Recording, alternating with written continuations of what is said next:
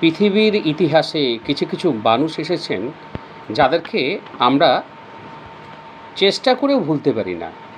সেরকমই একজন মানুষের জীবন থেকে গভীর উপলব্ধি বোধের গল্প আমি শোনাবো আজ।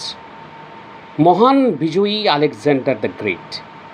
জানেন, মৃত্যুর আগে তিনি 3টে ইচ্ছা প্রকাশ করেছিলেন, যার মধ্যে তিনি চেয়েছিলেন যে তার দেহ শুধুমাত্র তার চিকিৎসকেরা যেন বহন করে নিয়ে যায়।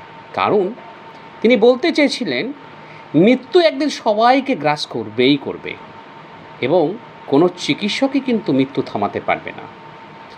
আর সেকেন্ড যে তার ইচ্ছাটা হয়েছিল, দ্বিতীয় ইচ্ছাটা, যে তার কফিন কবর পর্যন্ত নেওয়ার সময় যখন নিয়ে যাওয়া হবে তখন রাস্তার চারিপাশে সোনা, মুদ্রা, রূপা, মূল্যবান রত্ন সব যেন সেখানে ছড়িয়ে দেওয়া হয়।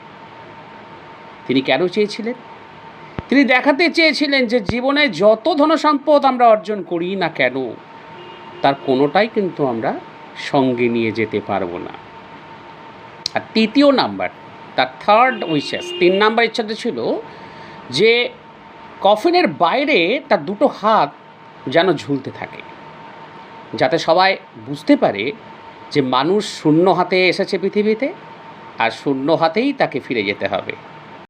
তাই সবচেয়ে মূল্যবান এই পৃথিবীতে হলো সময়। Time is the great treasure in life.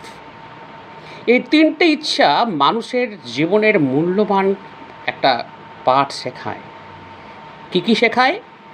মৃত্যু ইজ আনএভয়েডেবল, ডেথ ইজ আনএভয়েডেবল। মৃত্যু অবশ্যম্ভাবী। সম্পদ কোনো কিন্তু লাস্টলি কাজে আসে না। আর আমাদের সব সময় মনে রাখতে হবে সময়ই হচ্ছে সবচেয়ে মূল্যবান সম্পদ। ধন্যবাদ।